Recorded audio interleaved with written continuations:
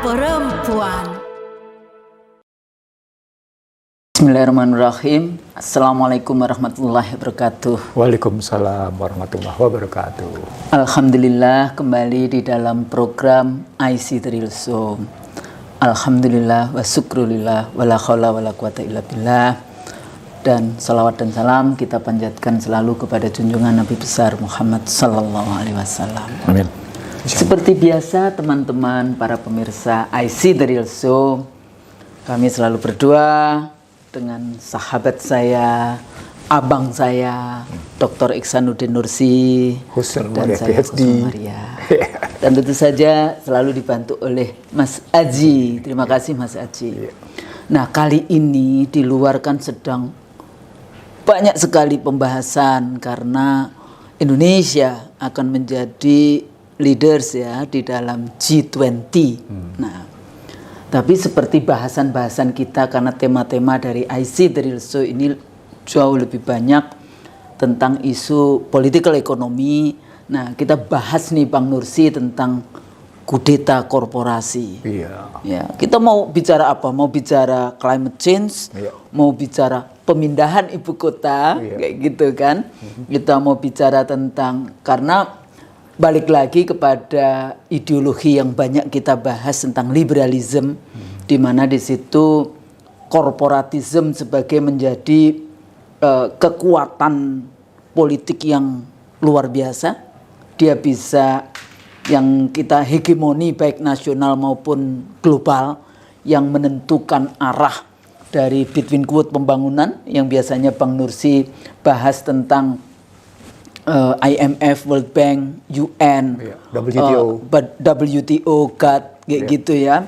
Dan undang-undang PMA kalau di dalam level global sampai kemudian memiliki yang namanya apa Bang Nursi, pemimpin boneka. Nah, itu semuanya rangkaian dari bagaimana 5I. 5E, pemirsa IC masih hafal 5E itu apa? Nah, nanti ditanya loh ya sama Bang Nursi. 5I itu ya, yang kita selalu apa namanya bangga dengan investasi, tapi itu sebetulnya jebakan. Kita bangga dengan hutang, tapi itu jebakan sebetulnya ya. Debt trap yang luar biasa. Sampai hari ini kita punya masalah besar ya, dari mulai Garuda, terus apalagi yang terakhir Garuda. Sejumlah perusahaan karya? Sejumlah perusahaan karya? pas kita karya iya, itu jalan tol dan sebagainya, pembangunan kereta api cepat kayak gitu ya, yang dari sejak awal itu sudah menuai berbagai macam kritik, tapi masih tetap terus dan janjinya tidak akan menggunakan dana APBN, tapi ternyata masih menggunakan dana APBN. Nah, balik lagi kepada tema kita yang tadi saya sampaikan, kudeta korporasi. Ini menarik nih Bang Nursi, karena para pemimpin dunia itu kan duduk bersama-sama ya, saling lobby kemudian kayak gitu kan. Nah, ini juga pertarungan juga setelah perubahan politik di Amerika dari Partai Republik Donald Trump ke Partai Demokrat Joe Biden kayak gitu ya, yang sebetulnya memiliki perbedaan-perbedaan sedikit aja sih sebetulnya ya, sama saja kepentingan nasional dari Amerika. Tapi bedanya kalau di kemarin Trump bicara American First kayak gitu ya, tapi kalau Partai Demokrat kan seringkali bicara tentang climate change, bicara tentang apalagi climate change, kemudian human right, vaksin, isu lingkungan yang luar biasa dalam konteks itu. Tapi dalam konteks global politik juga menarik Bang.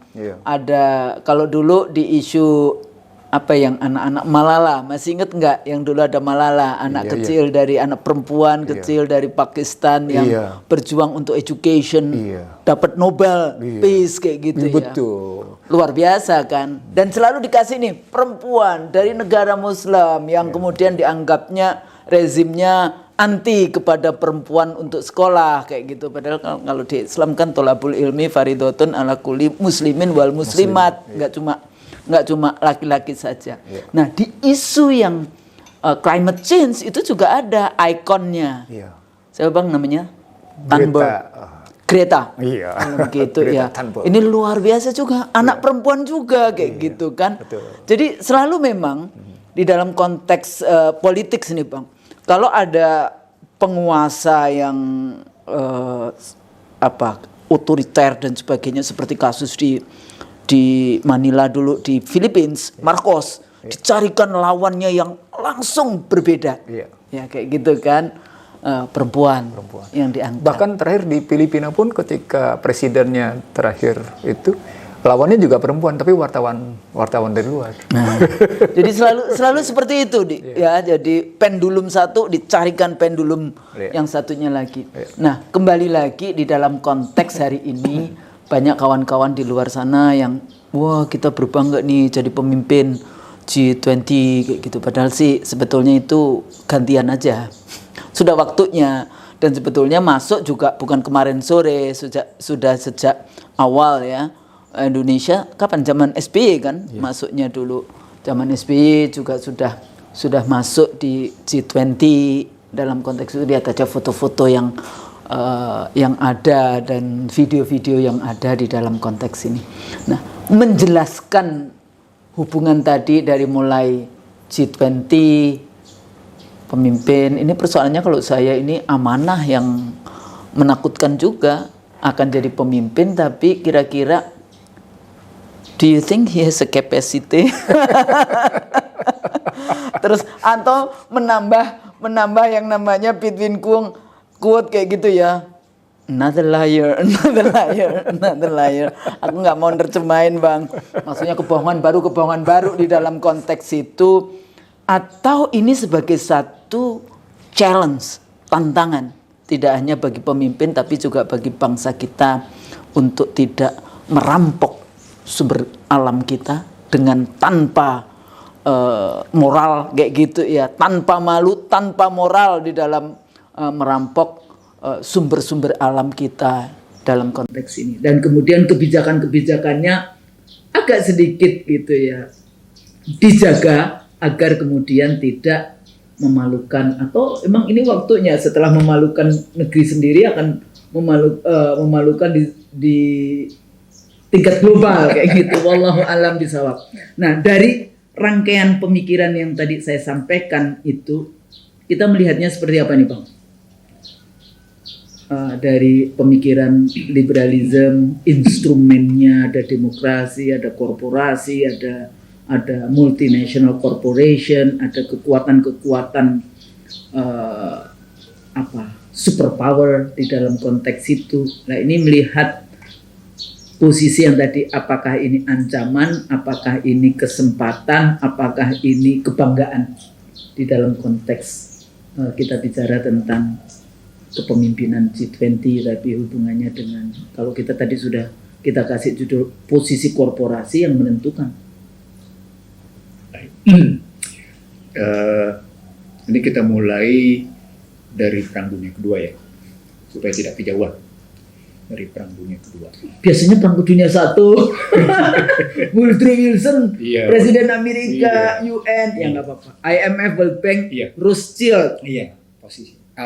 Kalau kita ngeliat itu, kalau saya mulai dari awal abad 20, nanti pertarungannya jadi kemelut di dunia barat sendiri, dalam rangka menentukan pusat pemerintahan dunia dan pusat kerajaan dunia. Ada dua tuh, penentuan pusat pemerintahan dunia dan pusat kerajaan dunia. Gitu. Lalu juga ada penentuan soal pusat spiritual bumi. Nanti berlanjut ke soal pemindahan Tel Aviv ke Yerusalem kalau sampai situ.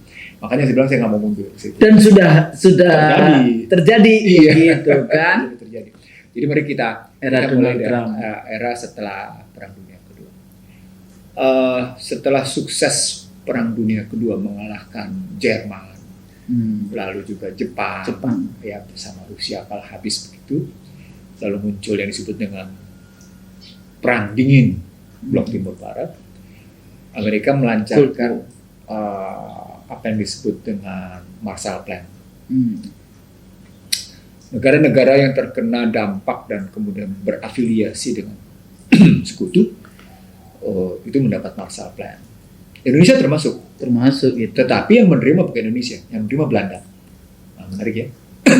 Indonesia termasuk adalah negara yang menerima Marshall Plan. Tapi yang menerima bukan Indonesia, yang menerima adalah Belanda. Karena disebutnya tadi negara pemerintahan Belanda. Iya. Nah, itu karena Dan ini tambahin, saya potong di sini. Ya. Ini kurang ajar juga loh. Ternyata dulu itu Indonesia membayar, katanya kita memiliki hutang ke Belanda, dia dibayar loh. iya, itu jumlahnya 4, sekian miliar gulden.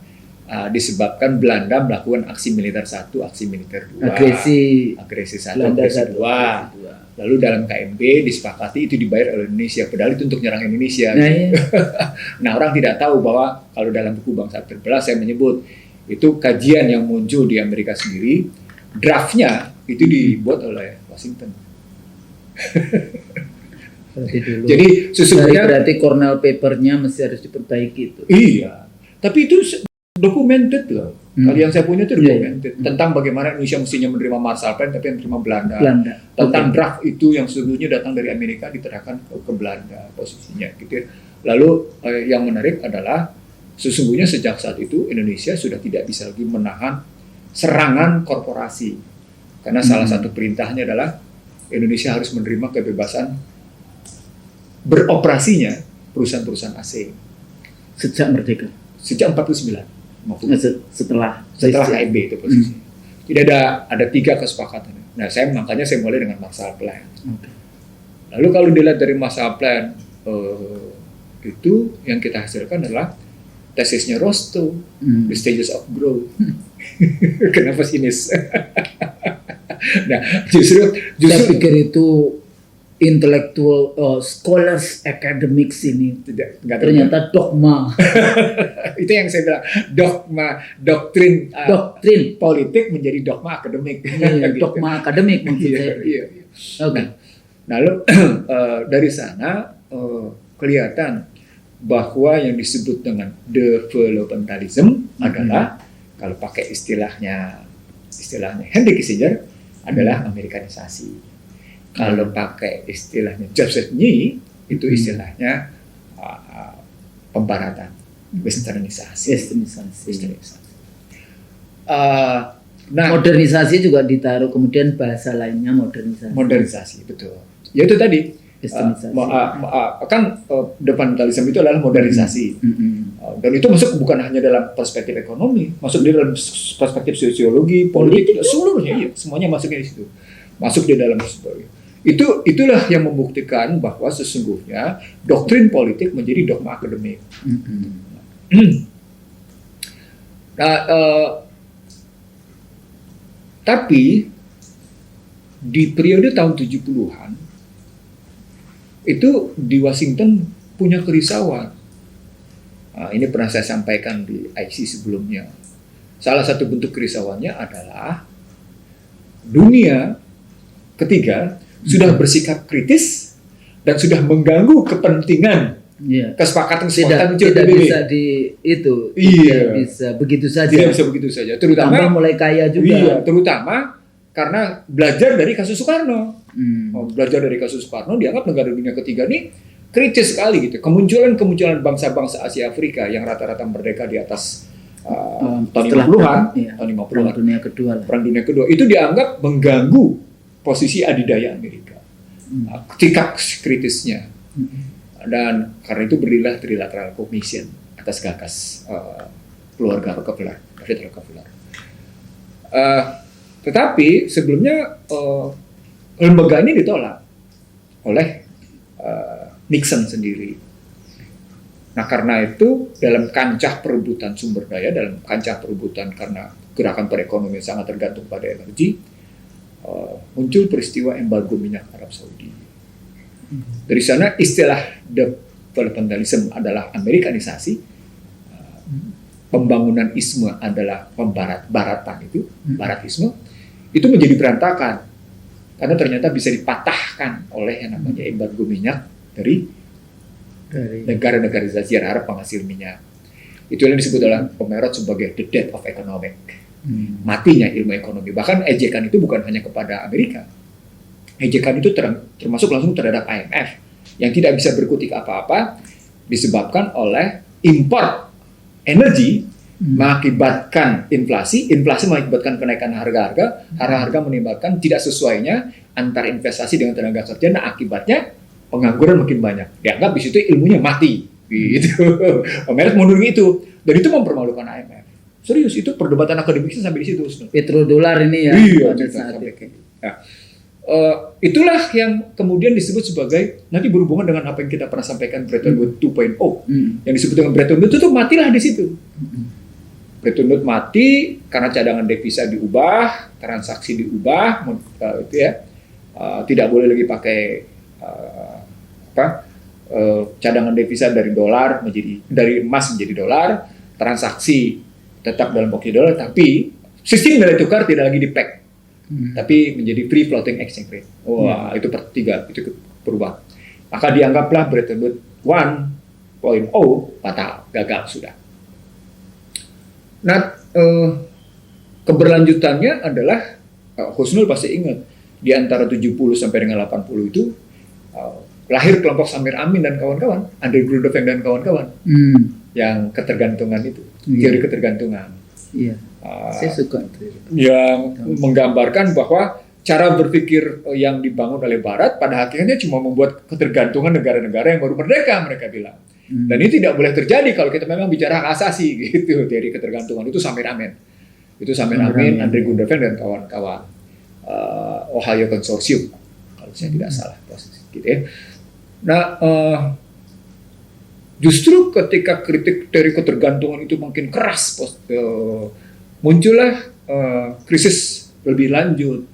Krisis lebih lanjut itu terjadi sampai akhirnya lahir Plaza Accord yang mengubah sistem bunga. Bagaimana bunga itu mesti tidak boleh di-fix, tapi mesti tergantung pada hukum penawaran permintaan.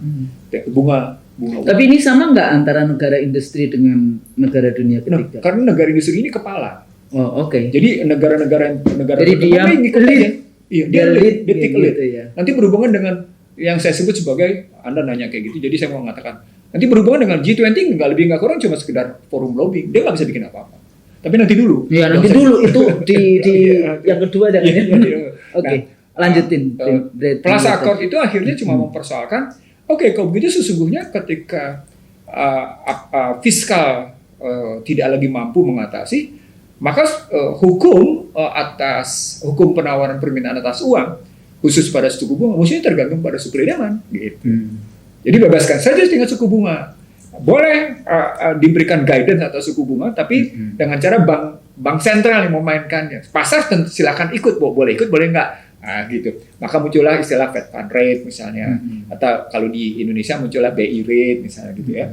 Lalu kemudian dibikinlah berapa sesungguhnya nilai tukar di satu kelompok untuk Indonesia misalnya pakai GISDOR, atau kalau pakai Singapura pakai SIBOR, kalau pakai London pakai LIBOR gitu. London injection base of offering rate misalnya, posisinya begitu gitu. Nah, saat itulah Reagan menghasilkan satu kebijakan baru karena kegagalan kedua kebijakan itu masih dianggap tidak memenuhi, muncullah neoliberalisme.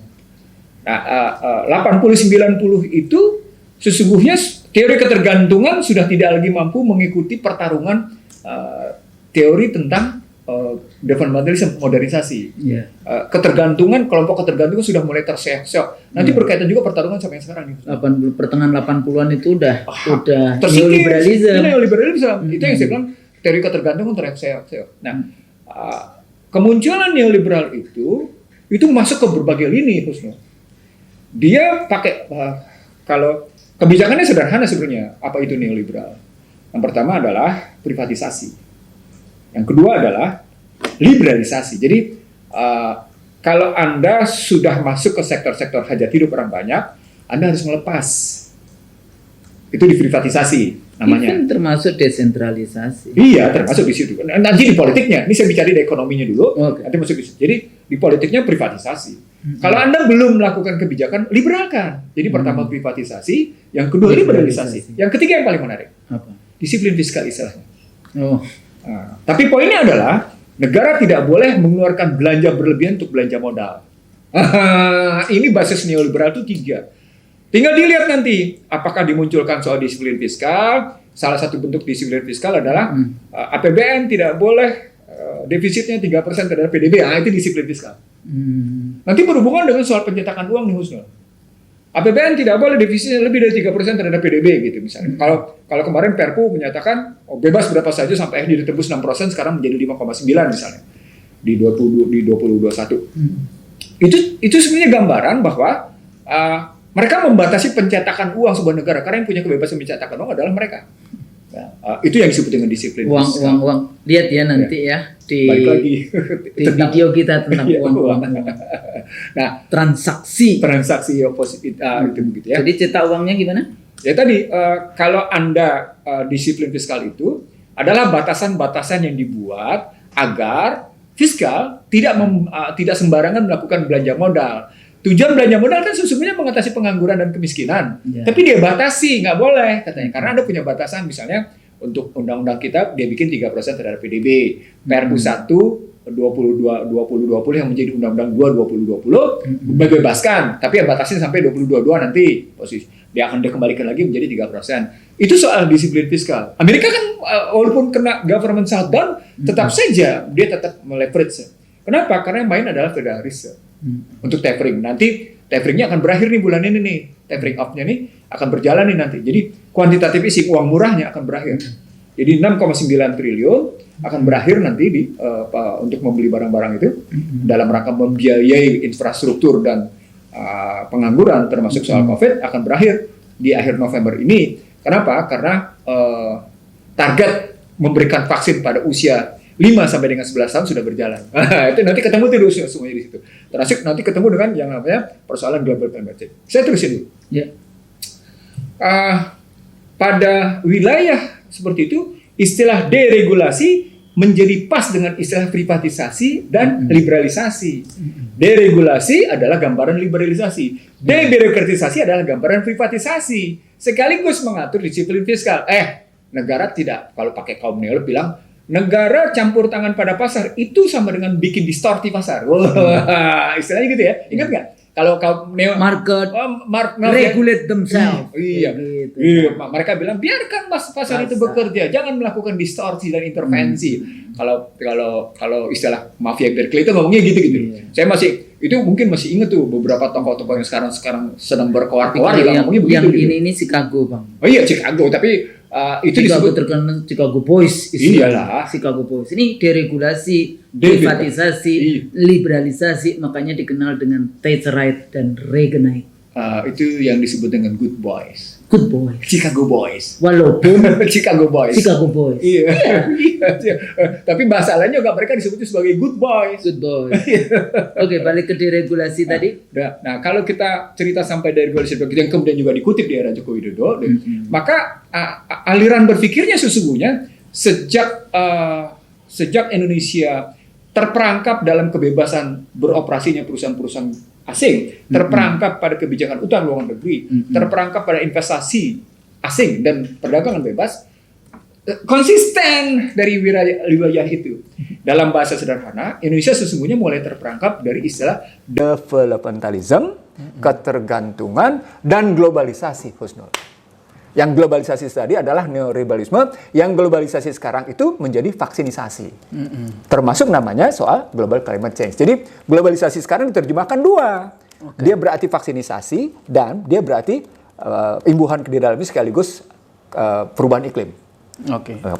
Dua tuh. Nah, sekarang apa konten yang terjadi? Nah, dari keseluruhan wilayah dari wilayah tadi, kita bisa lihat hubungan antar negaranya. Pada konstruksi awal, dia bisa multilateral terhadap government, ya, lembaga-lembaga multilateral terhadap pemerintahan, atau bisa bilateral, G2G. Tetapi ketika Anda mulai masuk melihat di neoliberal, sudah terjadi pergeseran business to government. Jadi corporate to government posisinya. Nah, kalau di neoliberal itu sudah begitu, sudah bergeser. Kalau tadinya G2G, maka dia mulai geser business to government. Jadi dari korporasi maju mengatur negara. Dipakailah multilateral, lembaga multilateral menjadi instrumen dari korporasi. Iya, itulah keluar istilah unholy alliance.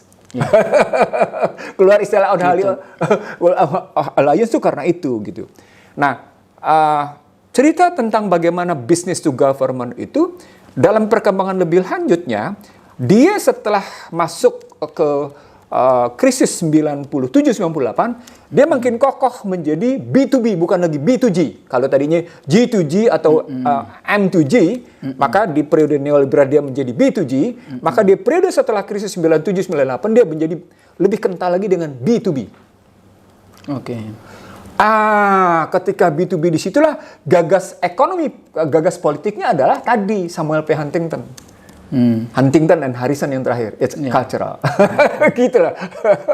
human apa tuh? Saya lupa judulnya, tapi it's a cultural posisi. Bagaimana dia bercerita business to business, business to business, tapi basisnya membentuk kebudayaan dan peradaban tadi.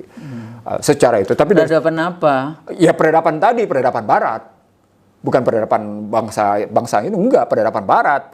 Karena jadi kalau tadi globalisasi itu bicara, kita sering kali kita globalisasi, tapi sebetulnya Hollywoodisasi, Washingtonisasi, New Yorkisasi, gitu. Iya begitu. Londonisasi, gitu ya ngeliatnya. Rather than desa saya apa mempengaruhi? Enggak bisa. Nah, kayak misalnya undang-undang pendidikan.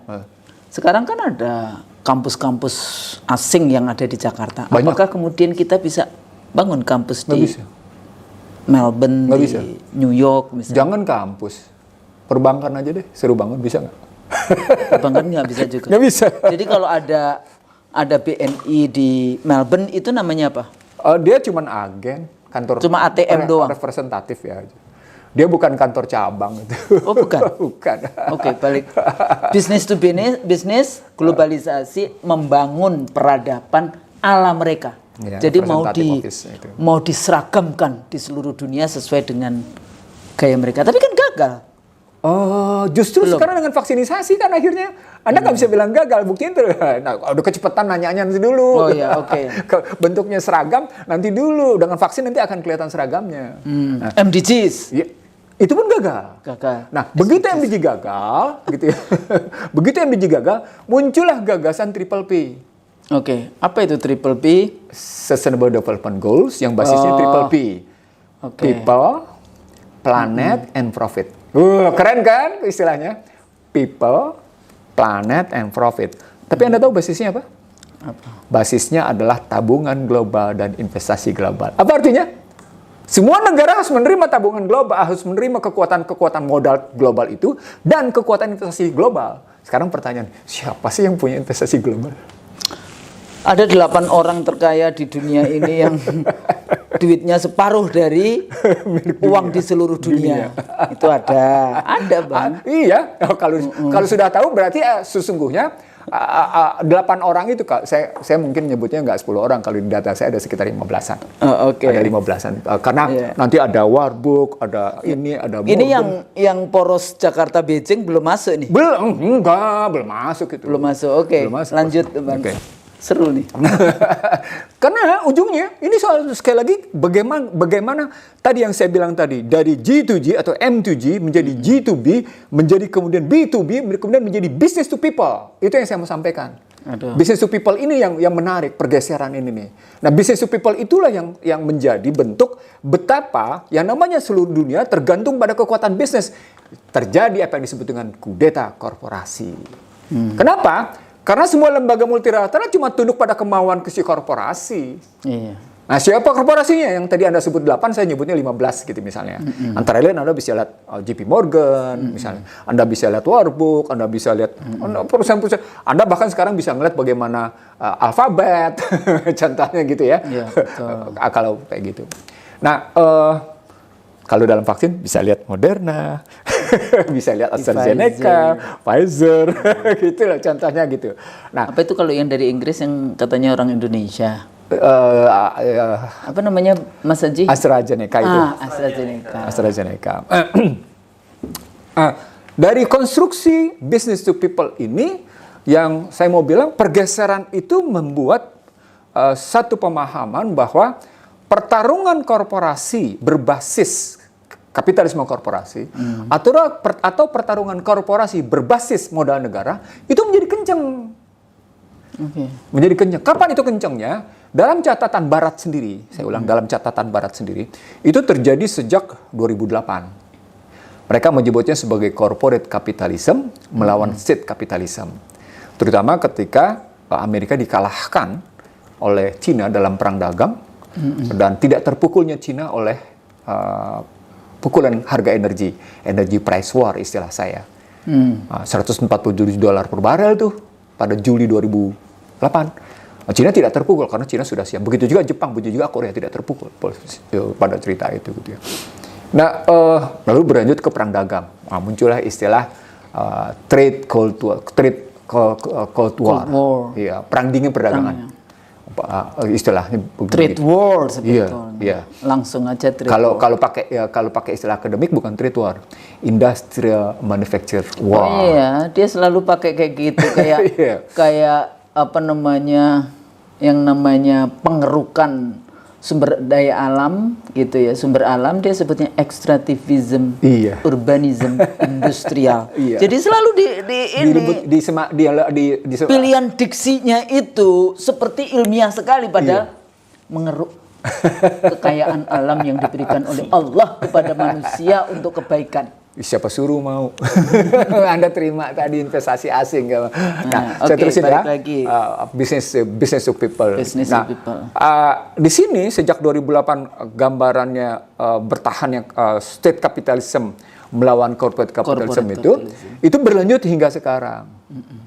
Tetapi dalam konstruksi sesungguhnya tetap dalam rangka penguasaan pasar. Apa poinnya? Apa intinya? Intinya mereka punya kepentingan yang sama, mendikte pasar. Nah, artinya sesungguhnya customer is king menjadi pseudo dia, palsu dia. Demikian juga dalam demokrasi. Begitu juga dalam demokrasi. Nipu ya. Begitu juga dalam soal demokrasi bahwa Anda punya kedudukan yang sama bahwa rakyat kedaulatan rakyat ketika masuk business to people ada nggak? Elit nggak ada tadi. Nggak ada. We the people itu dihilangkan akhirnya. Di situ kedaulatan, we the people itu kedaulatan rakyat. Kalau Anda bicara kedaulatan, itu kan hak kekuasaan tertinggi artinya. Tetapi hak kekuasaan tertinggi Anda diambil oleh korporasi. Makanya saya bilang sebagai kudeta korporasi. Anda nggak punya pilihan di situ, gitu. Dan kemudian dan itu bisa kita ngambil contoh sekarang. Dan korporasi itu menggunakan boneka-boneka pejabat-pejabat itu untuk membuat kebijakan dari situ kan? Iya. Itu kan sebenarnya bisa dilihat di Indonesia. Itu juga bisa dilihat di Amerika. Itu bisa dilihat di seluruh dunia. Itu makanya Juklen menyebut sesungguhnya demokrasi Amerika itu bagian dari cerita itu tadi. Bagaimana kekuatan korporasi memainkan posisi pertarungan di balik partai itu, gitu. Itulah yang saya sebut sebagai demokrasi korporasi. Sebagaimana kuliah saya di tempat Anda itu, gitu loh. Yang berapa tahun lalu gitu posisinya. Nah, kalau kita bikin analisisnya begitu. Maka pertanyaan, aplikasi apa yang paling nyata sekarang? PCR? Vaksin? Kelihatan. Antigen? Saya sempat membayar 1,1 juta. Aduh, sedih deh lo. PCR. Sekeluarga, nggak cuma saya. Sekeluarga. Bukan. Sekeluarga satu orangnya 1,1 juta. Alah, sedih deh lo. Kasihan amat. Ditipu. Padahal tadi saya bilang, berapa sih biaya pokoknya gitu ya. Istilahnya biaya pokoknya berapa nih? Kan saya bilang 15.000 plus minus 3. Jadi bisa 12.000, bisa 18. Ditambah lagi dengan 10%, jadilah 20 ribuan. Udahlah dapat untung 80.000. Kali ratusan juta, itu kan juga sudah berapa? Nggak mau dia, untungnya 1 juta. Kenapa? Greedy. Kenapa greedy? Mau menang pemilu 2024. Interlocking to maintain the power in 2024. Itu ketemu tesisnya. Anda memainkan negara agar rakyat menerima kebijakan-kebijakan. Itu yang disebut dengan sesungguhnya kudeta korporasi sebenarnya berlatar belakang the iron law of public policy. Jadi the iron law public policy ketika diberikan muatan korporasi maka dia menjadi kudeta korporasi. The iron law of public policy. Beda kalau the iron law public policy itu berbalut dan berdasar serta berpijak pada kepentingan publik, bukan kepentingan korporasi. Beda. Anda bisa lihat dalam kasus kereta api cepat kan keluhannya soal pembebasan tanah, soal ini, soal macam-macam gitu. Itu kan bukti bahwa sesungguhnya masyarakat adalah objek. Objek dari kebijakan tadi. Itulah yang disebut dengan iron law public policy. Padahal bukan kereta api cepat Jakarta-Bandung yang diperlukan, istilah saya. Yang diperlukan adalah kereta api double track Banda Aceh Bandar Lampung. Yang diperlukan adalah kereta api cepat Merak Banyuwangi. Lewat selatan, yang diperlukan adalah Bitung Manado, yang diperlukan adalah Jaitan Kalimantan, gitu loh. Kalau kita mau ngelihat gitu, pertarungan kalau kita ngelihat dalam kerangka moda transportasi darat berbasis kereta api. Artinya kalau kita geser ke situ, untuk apa Jakarta Bandung gitu? Karena di situ ada Meikarta. Terus ada apa lagi? Tapi kebetulan Ada sekarang dipindah ke ini. Cikarang. Oh gitu ya. Cikarang, tapi Cikarang ke Meikarta dekat, nggak jauh. Ya, emang iya, rumah adik saya di Cikarang soalnya kelihatan itu Meikarta. Iya. Nah, saya terusin lagi ke Ya, business to balik people-nya. lagi. Ya, business Kalau kita terusin business to people-nya dengan begitu, the iron law public policy dengan berbasis pada kepentingan korporasi, maka dia akan masuk juga merambah ke tempat lain. Karena Anda sudah tidak bisa lagi, untuk wilayah keuangan, Anda sudah terdikte oleh kekuatan korporasi. Siapa yang tidak kemudian tunduk pada perbankan? Anda pasti tunduk pada posisi itu. Satu. Yang kedua, siapa yang tidak tunduk pada permainan energi? Jadi istilah saya 4F. Ya, food, financial, fuel. Itu kan kena kan? Full, gas, oil. Iya, kan kena tuh semua tuh. Jadi makanan, ya Anda import kan? Karena Anda menggunakan konsep ketahanan pangan, bukan kedaulatan pangan. Kedaulatan dan ketahanan pangan. Judul Itu sampai undang-undang. kedaulatannya dihilangkan, itu siapa yang ngilangin? Sebenarnya tetap ada. Cuma waktu itu WTO tidak kepingin itu istilah itu ada. Jadi salah satu staf ahlinya bercerita pada saya, WTO tidak happy dengan ada istilah kedaulatan pangan. WTO cukup menyarankan cukup menggunakan istilah ketahanan pangan. Begitu juga kenapa? Ya, itu berarti korporasi sudah Masuk di situ mendikte. Kudeta. Iya, bahasa saya intervensi, infiltrasi. Tapi hakikatnya adalah kudeta. Jadi kudeta korporasi itu kerjaannya adalah tadi invasi, infiltrasi, gitu kan, intervensi, gitu loh. Lalu mengintimidasi, itu kerjaan mereka cuma ini nih sesungguhnya. Itu udah intimidasi. Lalu kemudian jalurnya ngapain? Bikin inflasi supaya muncul kemarahan masyarakat kalau harga-harga naik, gitu. Makanya balik lagi. Iya, baik ketahanan jadinya. Iya, jadinya begitu gitu kalau ngelihatnya. Okay. Nah,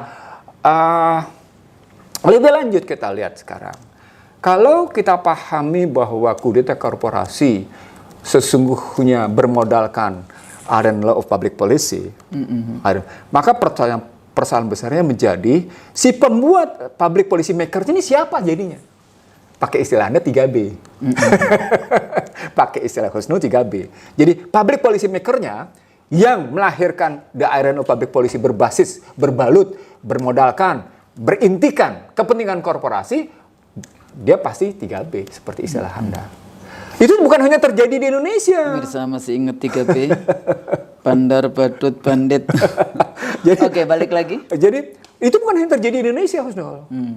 Itu terjadi di negara maju sekalipun. Maju sekalipun. Ini juga dari... Nggak usah heran jadinya gitu loh. Nggak usah heran, pasti begitu gitu. Ya karena politiknya tidak dibalut dengan politik halal, politik yang mencari barokah, politik yang berakhlak mulia. Kalau bahasanya para pendiri bangsa kita, nilai-nilai luhur. Didorong oleh keinginan luhur. Tapi basisnya adalah kesadaran berkat rahmat Allah yang Maha Kuasa. Nah, kayak gitu-gitu gitu loh dipikirnya.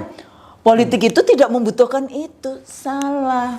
Kalau Anda memiliki itu, sulit sekali yang namanya korporasi mengkudeta.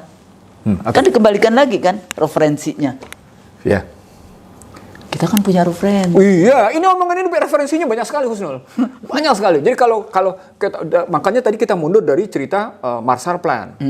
Ini datanya cukup sampai dengan pertarungan yang saya bilang tadi business to people dengan sesungguhnya bisa dilihat pada konsep kebijakan adalah Trans-Pacific Partnership atau Trans-Trade and Investment Partnership misalnya. Itu kelihatan dan Demokrat sedang melakukan itu sekarang gitu. Jadi kemarin ketika pertemuan di Glasgow sampai melahirkan kritik dari Greta posisinya gitu. Sesungguhnya cuma melanjutkan dari apa yang disampaikan oleh Al Gore, Al Gore ya. And convenient the truth tentang global climate change gitu. Padahal menurut Naomi Klein, setiap perubahan global climate change pada akhirnya adalah kepentingan bisnis mereka. Tapi dibikin didoktrin sedemikian rupa, disekejutkan. Siapa dulu itu yang academics dari Kanada ya, yang mengatakan bahwa negara-negara maju itu mengkonsumsi 60 kali lipat energi dibandingkan orang-orang di negara berkembang. Siapa namanya kok? Naomi Klein? Naomi? Bukan itu. Namanya ada kayak Jepang-Jepang kayak gitu. Oh, Francis Fukuyama maksudnya? Bukan. Nanti deh. Okay. Jadi ingat itu tapi lupa. Tapi balik lagi Bang. Yeah. Barat selalu bicara seperti itu. Tapi sebetulnya yang dieksploitasi itu kan negara berkembangnya. Energi, kalau dalam bukunya Bang Nursi kan ini negara industrial. Yeah. Ya, yang dia dengan segala macam korporasi dan korporasi yang polluted itu dipindahkan ke negara-negara dunia ketiga. Bagian dari Marshall Plan. Bagian dari Marshall Plan. Tapi pada saat yang sama eksploitasi yang tadi Bang Nursi bicara tentang fuel, oil, gas, macam-macam itu kan dieksploitasinya di negara-negara dunia ketiga. Nah ini hubungannya bagaimana nih? Kalau di dalam konteks itu mereka pidato jargon untuk stop climate change, kemudian kita harus sadar dengan climate change, padahal mereka juga yang ada melakukan. 5. Nah, penjelasannya ada 5. Oke. Yang pertama, Anda jangan memburu kemajuan kami. Jadi Anda dipaksa untuk menerapkan prinsip-prinsip global climate change untuk menahan laju pertumbuhan. Sadar nggak? Jadi jangan ngikutin kita. No. Saya aja yang hidup mewah, kamu nggak usah. Nggak usah ikut. Nggak usah tumbuh bagus. Itu dulu satu. Jadi nggak usah tumbuh bagus. Ketika Anda sudah mulai punya kekuatan untuk tumbuh bagus, Anda akan saya vonis bahwa Anda telah melanggar macam-macam. Misalnya sawit Indonesia divonis karena waduh habis. Nikel Indonesia divonis, wah langsung habis-habisan di situ. Itu salah satu bentuk ketika Indonesia mulai muncul batu bara. Kalau batu bara, memang mereka vonisnya menghadirkan merkuri dan menghadirkan juga yang namanya emisi gas emisi kaca luar biasa. Jadi mereka hentikan posisi keputusannya. Jadi pertama kalau Anda mencoba itu, kalau Anda maksa, Anda mesti tunduk pada. Itu yang kedua. Yang ketiga, kalau yang pertama, yang kedua Anda ikut, Anda beli teknologi saya. Jadi nanti ada teknologi yang dalam rangka tetap environmentally friendly. Iya, gitu. Tadi yang disebut dengan planet. Nah, jadi planet dalam bahasa sederhananya, dalam bahasa Sustainable Development Goal adalah environmentally friend. Akrab dengan lingkungan. Itu hebat ya bahasa kerennya. Dia memilih diksinya itu sepertinya akademik sekali gitu ya. Padahal ya muter-muter. Dia juga. Iya. Nah, kalau Anda sudah yang namanya teknologi, maka sesungguhnya ada kepentingan lain. Anda ngutang dari saya. Dengan berapa bayar bunganya? Riba? Iyalah pastilah. Jadi Anda sudah tadi harus tidak boleh melampaui saya. Anda mesti tunduk pada kebijakan saya. Anda mesti beli pada teknologi saya. Dan Anda harus berhutang pada saya. Itu kemarin yang di negara Timur Tengah itu hutang atau sumbangan? Rencananya sih investasi katanya. Oh, investasi. Tapi saya tidak tahu persis karena sorry to say seperti Anda bilang tadi, bagaimana kita meng-convince diri kita gitu ya. Itu sudah ada jalan layang yang namanya itu. Itu karena apa? Investasi? Enggak, katanya pertukaran. Ada pertukaran. Pertukaran di sana nama MBZ. Di sana MBZ. MBZ yang jalan layang di. Tapi MBZ itu ini kepanjangan nama adik saya. Oh iya. Nama bapak saya. Oke, itu jadi yang tadi Anda ngutang posisi. Nah, setelah Anda ngutang, Anda beli teknologi, Anda ngutang, Anda berikutnya yang harus Anda lakukan adalah Anda import segala sesuatunya itu dari saya. Mereka. Sampai kalau yang termasuk tenaga ini, baru mau ngomong TKA-nya. Iya, termasuk tenaganya.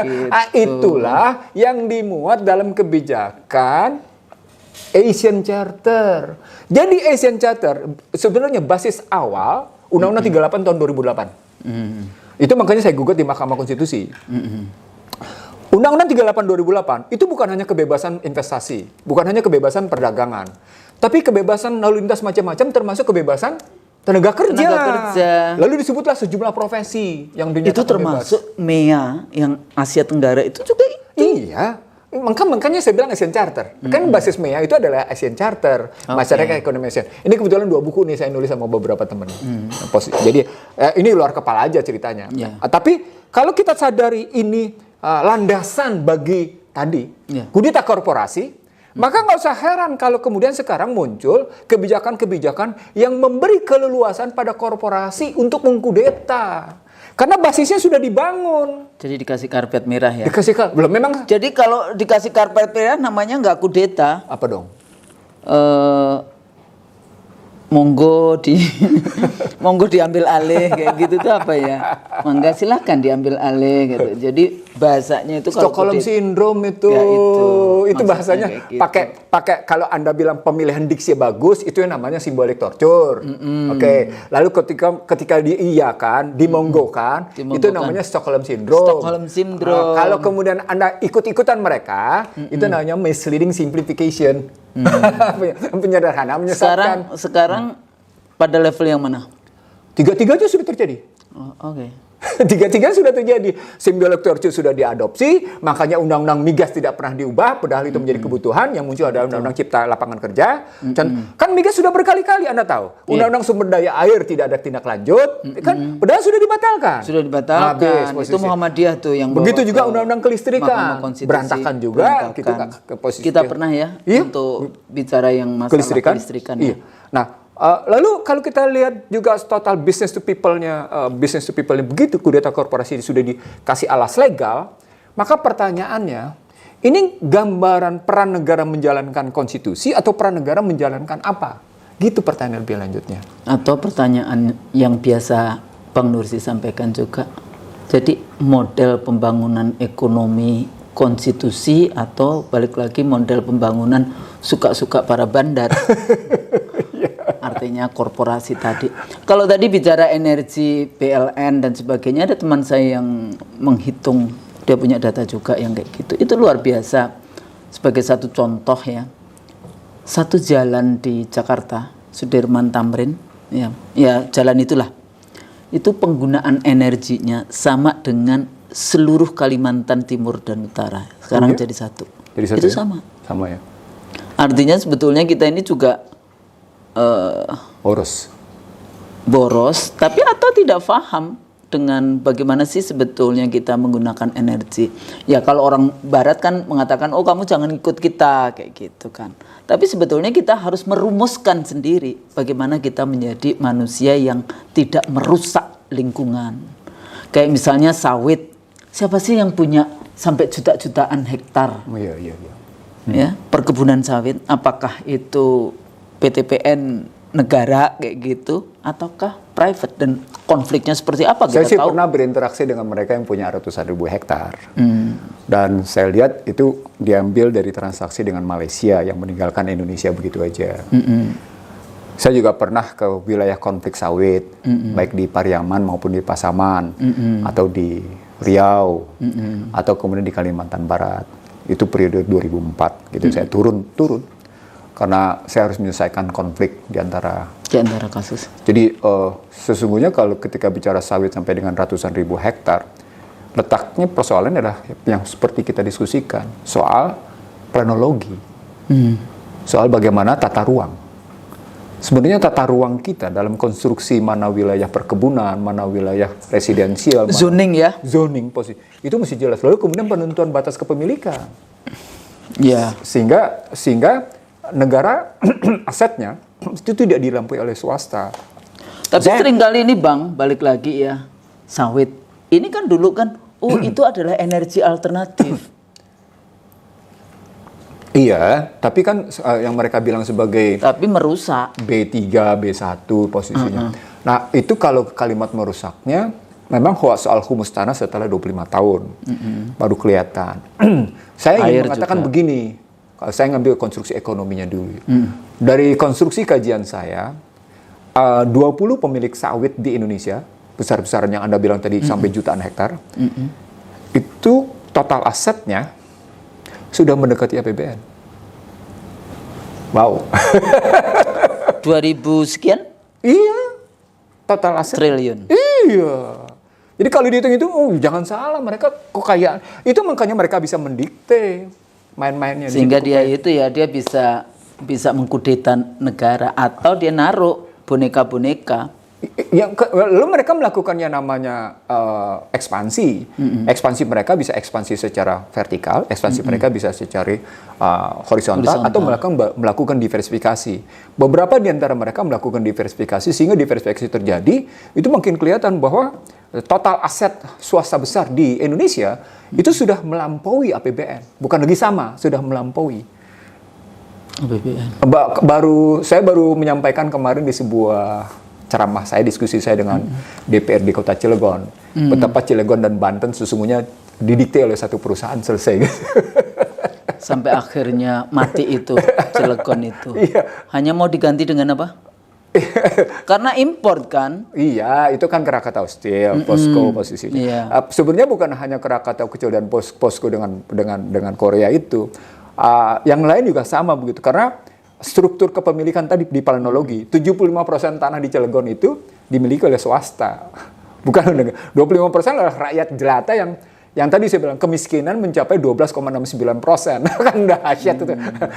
Artinya kalau kita mau ngambil begitu, itu bukti bahwa korporasi melakukan kudeta. Jadi levelnya bukan level negara, dia sudah level tingkat 2. Bahkan dengan kondisi sekarang levelnya sudah bisa kecamatan. Kenapa? Karena ini IT. IT itu sudah menjangkau pada level itu. Bahkan ketika Anda bicara tentang bisnis jaringan, gitu ya, chain link business namanya. Jadi mata rantai bisnis. Itu levelnya bukan lagi kecamatan, levelnya desa. Sudah seperti itu. Itu yang kemudian strukturnya disebut dengan hinterland. Desa ditarik oleh yang namanya kota kelurahan. Kota kelurahan ditarik kota kecamatan. Ditarik lagi nanti ke kabupaten. Kota kabupaten naik ke kota lagi, kota madya. Naik lagi ke provinsi, naik lagi ke nasional, naik lagi ke regional, naik lagi posisi ke internasional. Selalu begitu mekanisme tersudat-sudatan itu. Global City ya. Dan itu membuktikan bahwa sesungguhnya kita berhadapan dengan konstruksi business to people yang luar biasa, karena mereka mengembangkan tidak sekedar melalui kebijakan, karena mereka sudah masuk juga pada level teknologi, dan itu sama sekali tidak disaingi atau tidak difikirkan dengan baik bahwa sesungguhnya mereka bisa begitu karena difasilitasi oleh the RN Law Public Policy. Dan kita selalu menganggap bahwa yang tadi ya development atau modernisasi atau apa, jadi kayak ukuran indikator-indikator kita maju itu yaitu tadi di set. Mereka belum menemukan kata baru dalam konteks globalisasi. Jadi setelah bicara developmentalism, ketergantungan globalisasi, dan sekarang eranya adalah Internet of Things, mereka belum menemukan istilah baru kecuali sekedar Internet of Things. Nah, Internet of Things ini adalah wujud baru dari globalisasi, wajah baru dari globalisasi. Nah, isinya kontennya tadi. Tapi kan terus kemudian dia bikin, oh iya kita sekarang era teknologi 4.0, tambah lagi 5.0 apa? Nah, ketika balik ke G20, saya selalu bilang begini, G20 itu Indonesia masuk karena satu, IMF salah dalam melakukan restrukturisasi Indonesia. Dan IMF minta maaf. Kami melakukan gugatan, Husnul. Saya, Sri Edi Suasono, dan beberapa teman-teman melakukan gugatan ke International Tribune. International Tribune-nya menjawab, tahu ya, ingat ya. Lalu IMF-nya menjawab, yang bisa melakukan gugatan bukan warga negara. Yang bisa melakukan gugatan adalah negara. Muncullah pernyataan, ya kami salah dalam memberikan resep pemulihan. Karena kesalahan itulah maka Indonesia masuk ke dalam G20. Nah, satu, latar belakangnya itu. Yang kedua, forum G20 adalah forum lobby. Dia tidak pernah bisa melampaui bobot karismatik, bobot kebijakan, bobot strategi World Economic Forum. Ya, nggak bisa. Kenapa? Karena World Economic Forum itu didominasi oleh siapa? Korporasi. Dan korporasinya korporasi besar. Di sana berperan yang namanya Mark Schwab, yang pidato di situ kan Bill Gates, yang kayak gitu-gitu loh. Yang pidato di situ kan Tesla, Elon Musk yang gitu. Pokoknya orang yang punya duit banyak itu. Kayak gitu. Nah, bisa dilihat dari Indonesia ada yang bisa kayak gitu, tapi Anda bisa lihat dia sebenarnya representasi siapa gitu. Ada yang pernah bicara di World Economic Forum. Jadi artinya kita nggak bisa memandang G20. Jadi kepentingannya itu. Sementara ini kayak kayak forum silaturahim. Ya betul. Memang forum silaturahim. Karena tidak ada keputusan yang mengikat. Nggak ada keputusan mengikat. Beda dengan kayak WTO. Iya, beda. Forum-forum itu beda. Beda dengan annual meetingnya IMF, beda dengan annual meetingnya IBRD, beda dengan annual meeting WTO. Sekarang mereka, kan mereka sedang mencari bentuk nih. Dari pergeseran GATT, General Agreement Trade and Tariff, ke WTO. Dari WTO kemudian Trump marah-marah. Sehingga Trump keluar dari resolusi perselisihan. Dan sekarang kemudian dikembalikan oleh Biden. Tapi Biden juga tegas-tegas tidak bersikap tegas soal WTO. Tapi memunculkan kebijakan baru atas posisi TPP atau TTIP. Dalam bahasa saya, mengembalikan format baru dalam hubungan internasional. Nah itu berhubungan nanti dengan permainan industri militer. Jadi fire business gitu ya. Fuel business. Food business gitu ya. Itu semuanya berhubungan, Husnul. Fuelnya pasti berhubungan itu. Fire tuh udah industrinya, industri api itu, industri militer sesungguhnya. Ya, military industrial complex. Ya. Jadi itu pasti jadi satu, Husnul. Nah, Anda bisa lihat kenapa mesti saya ngomong kayak gitu. Anda bisa lihat tadi bagaimana misalnya Amerika kerjasama dengan Australia, istilah kerjasama dengan Inggris, kerjasama dengan Prancis. Kemarin marah juga tuh. Ya itu karena Prancis marah ke Amerika karena Australia punya kapal selam berbasis nuklir. Berbasis nuklir. Artinya Australia negara ke-7 yang punya kapal selam berbasis nuklir. Kebayang nggak yang dilintasi laut siapa? Indonesia. Dan tidak cuma itu aja. Bahkan kalau pelatihan ini contohnya zaman saya di Australia itu tentara Australia itu kalau latihan itu sudah tentara Indonesia berapa yang tuntak? Iya. That's it. Iya. Itu zamannya saya kuliah di sana. Iya. Kemudian belum lagi kalau kemudian senjata misailnya itu diarahkan Jakarta lah atau kalau Amerika itu Riau. Pokoknya di mana energi itu adalah pusat-pusat. Paham gak sih kita melihat seperti itu? Bahkan di Amerika itu ada undang-undangnya yang memberikan to protect korporasinya itu, bahkan perang pun itu dilakukan. Jadi kalau kita bahas tentang bagaimana di Afghanistan, bagaimana di Irak. Pertama yang paling nyata di Irak. Karena pada saat Saddam Hussein tumbang itu korporasi Amerika istilahnya fit Irak. Jadi yang tadi Bang kalau di dalam konteks GATT jadi GATT, WTO dan kemudian mencari bentuk baru. Dulu seringkali pertemuan yang di Uruguay round kayak gitu kan. Putaran Uruguay yang gagal. Uruguay kayak gitu ya. Balik lagi di situ. Tapi gini Bang. Ini satu alternatif ya di dalam membahas isu ini. Sepertinya kok kita banyak sekali kita udah lihat bagaimana skenario mereka. Tidak adakah yang namanya alternatif? Kalau ada Islamic Development Bank, ada OKI, ada ini dalam konteks kontestasi global developmentalism atau memberikan satu value yang berbeda di dalam konteks. Kalau tadi Bang Nursi bicara kenapa 70-an developmentalism dan kemudian kelompok independensi. Apa itu yang Samiramen yang memproduksi minyak, negara-negara produsen minyak yang kemudian yang kemudian OPEC. Yang kemudian kita juga waktu itu menjadi anggota tapi kemudian dia enggak. Nah, sebetulnya kan kita bisa have a say. Jadi ada sesuatu yang bisa kita sampaikan kepada global. Halo, ini sudah 48 tahun Perang Dunia Kedua selesai. UN pun itu yang namanya negara yang punya veto ya masih 5-5 itu saja yang kayak gitu. Nah ini sejauh mana sebetulnya? Walaupun saya mendengarkan teman yang dari Islamic Development Bank misalnya, ya sebetulnya dia belum pada level yang merumuskan counter kayak gitu ya, counter secara lebih tegas dengan model-model IMF, World Bank. Karena kalau saya lihat Islamic Development Bank itu ya seperti IMF, seperti World Bank saja. Rather than dibandingkan kalau dia akan membangun satu kekuatan baru sebagai satu counter kayak gitu. Jadi kalau ada kebijakan intelijen kan kemudian ada counter intelijennya. Lah itu belum ya ke sana. Sama sekali belum. Saya bahkan menyederhanakan begini. Dalam konstruksi sekarang, sesungguhnya umat Islam di dunia itu dikalahkan oleh dua hal. Pertama, kemajuan teknologi dari apa yang saya sebut sebagai negara-negara barat, G7. Jadi G7 itu selalu menjadi aliansi negara yang mendominasi dunia. Jadi aliansi negara yang mendominasi di dunia itu adalah G7. Pengorganisasian namanya OECD. OECD. Nama organisasi resminya OECD. Forum lobbynya. Dan dia menentukan semua itu nilai-nilai. Forum lobbynya G7. Oke. Dari lobby situ mereka bawa ke OECD, OECD bisa memutuskan. Jadi akan kelihatan kemana arahnya. Maka Indonesia bisa kelihatan. Misalnya kemarin bicara soal utang atau bicara soal kan ini bicara soal kencang soal utang. Perhitungan OECD duluan bahwa Indonesia adalah soal tax ratio, bukan soal utang. Soal tax ratio bahwa Indonesia adalah negara paling rendah tax ratio-nya OECD yang menegur.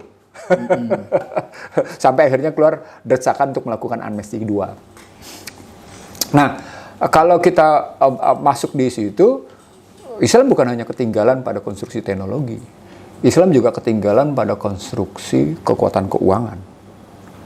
Nah, di sana karena dia cuma ngikutin saja. Nah, ketika Anda cuma jadi follower dari sistem, maka sesungguhnya Anda tidak menyiapkan sistem alternatif. Nah, yang menarik adalah kekalahan pembentukan organisasi karena umat Islam sendiri selain seperti menikmati dipecah belah gitu ya.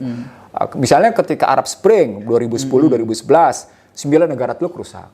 Nah, lalu ketika 96-97 Indonesia tidak cocok sama Malaysia. Bahkan beda kebijakannya. Malaysia bisa bangkit, Indonesia terseok-seok. Bahkan dibikin konflik IMF juga itu. Iya, jadi ada konflik. Malaysia nggak mau IMF, Indonesia begitu mau tidak mau. Thailand mau sekali tapi bisa bangkit.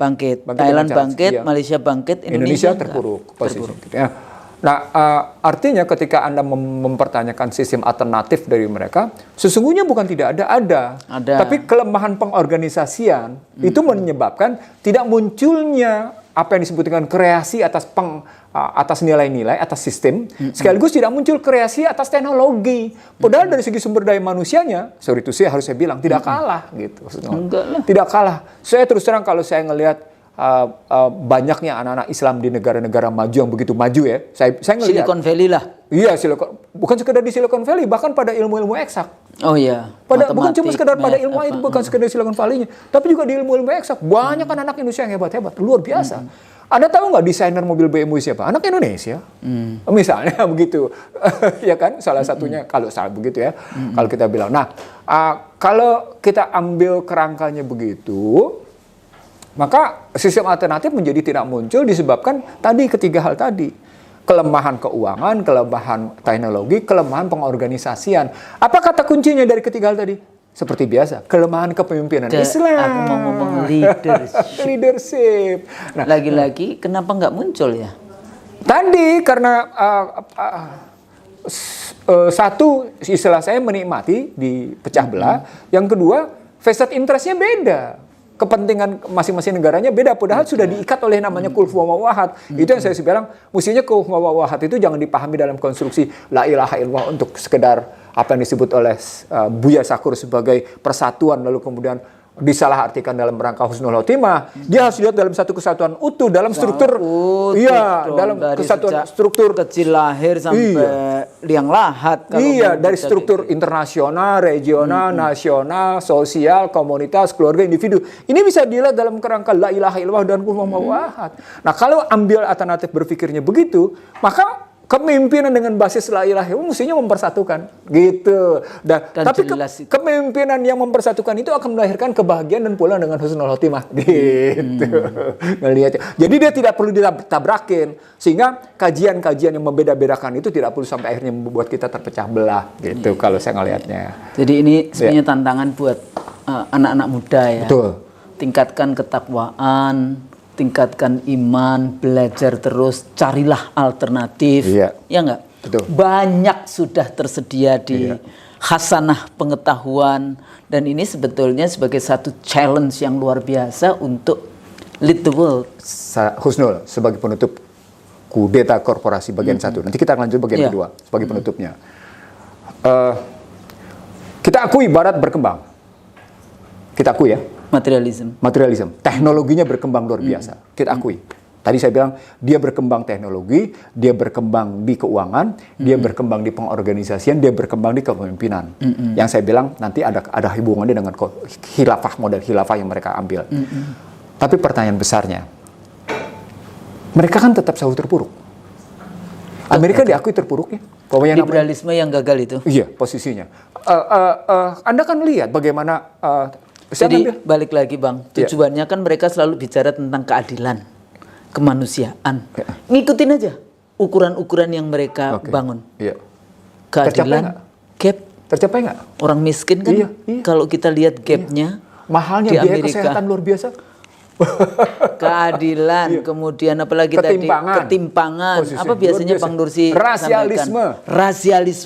Luar biasa. Bahasanya kita bicara tentang demokrasi, kesamaan posisi. Tapi very rasis di dalam konteks itu. Ya, yang saya mau bilang begini Husnul, di balik omongan itu berarti referensi Barat yang kita miliki, Anda punya, saya punya, tentang pemikiran Barat, sesungguhnya tidak juga merepresentasikan pemikiran-pemikiran yang hakikat, yang menuju pada trust seeking the truth dan truth seeking the trust. Tesisnya itu. Tesisnya. Tapi ada yang nanya loh, kalau Bang Nursi bikin tesis yang kita maksudkan itu adalah sebetulnya bangunan teori, bangunan berpikir, hubungan antara variabel dengan variabel yang kemudian konsepnya pada konsep pemikiran kayak gitu. Jadi bukan tesis membuat tesis. Iya, betul sekali. Itu. Jadi ada yang bertanya, "Oh, Bang Nursi ini tesisnya banyak." Tesis di dalam konteks bangunan berpikir. Yang paradigmatiknya sudah jelas. Bebaskan manusia dari 5K. Pertama, ayo Bang. Ketimpangan. Kemiskinan, ketimpangan. Ketertindasan dulu yang pertama. Pertama ketertindasan, kebodohan, kemiskinan, ketimpangan, kehinaan. Nah, untuk tidak seperti ini, jangan terapkan 5I. Salah satunya gitu. Nah, artinya. Tapi ini sudah trap, tadi udah dikudeta. Nanti kayaknya di kedua. Oke, yang kedua itu. Kita bahas itu yang di kedua ya. Jadi sabar ya pemirsa IC The Real Show. Kita nanti akan lanjutkan di video berikutnya tentang bagaimana sebetulnya apa yang harus dilakukan. Tadi udah sedikit ya, ada beberapa alternatif dan sebetulnya sudah ada ikhtiar. Cuma kemana itu ikhtiar, arahnya kemana dan bagaimana supaya kita lepas dari yang 5I. Satunya lagi. Yang 5K. 5K. Iya. Ketertindasan. Kebodohan, ketertindasan. Ketimpangan dan kehinaan. Supaya kita menjadi manusia yang tidak terhina. Memiliki Husnul, supaya apa yang kita lakukan. Saya punya pertanyaan. Emang kalau Anda kaya raya dengan income per kapita sampai $10.000 gitu misalnya. Bahagia. Terus Anda tidak terhina? Tetap terhina kalau kemudian mendapatkannya dengan membuat negara lain akhirnya miskin itu dengan cara mengeruk sumber daya dengan cara ngerampok masalahnya. Sekarang saya gunakan bahasa kayak gitu aja, merampok kekayaan alam di negara lain atas nama demokrasi, liberalisasi gitu ya. Liberalisasi kan mereka gunakan atas nama dan privatisasi kayak gitu ya. Dan kemudian didukung juga oleh scholars dari negara tersebut. Yang BO tadi.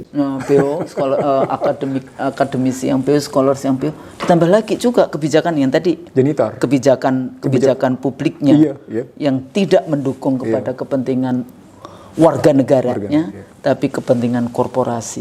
Karena sudah terjebak juga. Kenapa terjebak? Pemilunya dibiayai. Demokrasi korporasi. Demokrasi korporasi. Saya pikir sampai di sini dulu Bang Nursi. Kalau ikuti terus program IC The Real Show, mudah-mudahan apa yang kita sampaikan ini berguna untuk mencerdaskan kita semua ya. Saya juga belajar di dalam konteks ini bersama dengan Bang Nursi. Mudah-mudahan apa yang kita sampaikan berguna dan bermanfaat. Supaya menjadi ilmu yang bermanfaat. Jangan sampai kita menyampaikan ilmu yang tidak bermanfaat. Jadi kalau yang tidak bermanfaat mohon dimaafkan. Saya pikir sampai di sini. Kalau kami salah, kami mohon maaf. Wassalamualaikum warahmatullahi wabarakatuh. Oke.